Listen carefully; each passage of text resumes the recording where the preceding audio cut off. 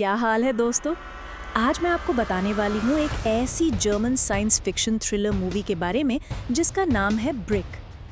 ये फिल्म एक अनोखी और डरावने सपने जैसी कहानी कहती है, जहाँ एक आम सुबह अचानक एक भयानक नाइटमेयर में बदल जाती है। तो चलिए बिना देर किए शुरू करते हैं। टिम और ओलिविया की कहानी से शुरू करते हैं। ये दोनों एक छोटे से शहर में रहते हैं। ओलिविया एक लाइवली एडवेंचरस लड़की है जो जिंदगी को खुलकर जीना चाहती है। वो हमेशा नई चीजें एक्सप्लोर करना चाहती है। वहीं टिम, उसका बॉयफ्रेंड, एक डेडिकेटेड वीडियो गेम डेवलपर है।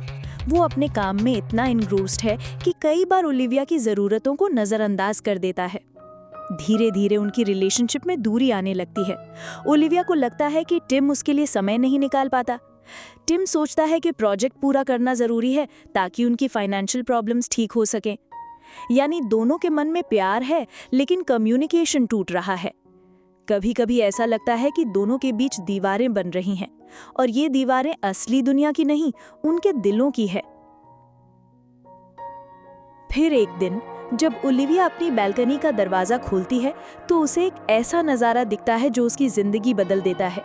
एक काली सख्त ब्रिक वॉल जो उनके अपार्टमेंट के ठीक सामने आ गई थी, इतनी नजदीक कि हवा नहीं आ पा रही, सूरज की रोशनी तक रुक गई थी।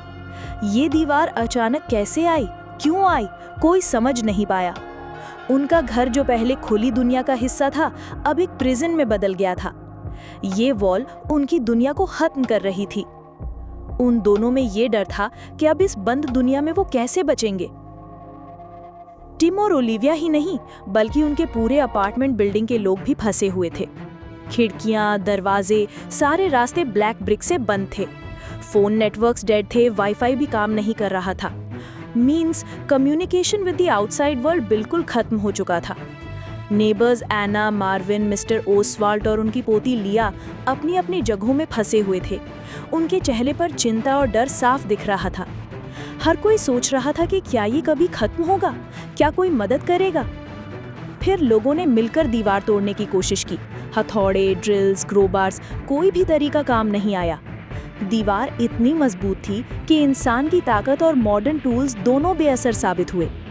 ये सिचुएशन धीरे धीरे साइकोलॉजिकल टॉर्चर बन गई। डर, होपलेसनेस और फ्रस्ट्रेशन ने लोगों को अंदर से तोड़ दिया। सबके दिमाग में एक ही सवाल था, क्या हम यहाँ से बाहर निकल पाएंगे? कुछ लोग तो हार मानने लगे, कुछ गुस्से में थे और कुछ साइलेंट होप लिए बैठे थे। फिर बेसमेंट में एक भयानक डिस्कवरी होती है। लैंडलॉर्ड का डेड बॉडी पाया जाता है। उसके पास एक सीक्रेट सर्वेलेंस रूम था जहां उसने सालों से बिल्डिंग की निगरानी की थी। ये पता चलता है कि लैंडलॉर्ड शायद कुछ छुपा रहा था। इस रूम में लगे कैमरास और मॉनिटर्स दिखाते थे कि लैंडलॉर्ड ने अपने टेनेंट्स की हर एक्टिविटी पे नजर रखी थी, लेकिन इस सुरक्षा के बावजूद वो खुद सुरक्षित नहीं रह पाया। क्या ये सर्वेलेंस सिस्टम ही उन सब का कैदखाना बन गया था? फिर आता है यूरी, जो इस पूरे प्रकरण का एक अहम हिस्सा है। यूरी बताता है कि ये जो ब्लैक ब्रिक वॉल है वो एक एडवांस्ड नैनोटेक डिफेंस सिस्टम है जिसे बिल्डिंग की सुरक्षा के लिए बनाया गया था, लेकिन ये सिस्टम किसी मैल फंक्शन की वजह से कंट्रोल से बाहर हो गया था। यूरी के मुताबिक उसका दोस्त एंटोन इस सिस्टम को हैक करने की कोशिश कर रहा था ताकि लोग एस्केप कर सकें, लेकिन यूरी ने उसे मार दिया क्योंकि वो इस तकनीक के खतरे को समझता था और बिल्डिंग को बचाना चाहता था।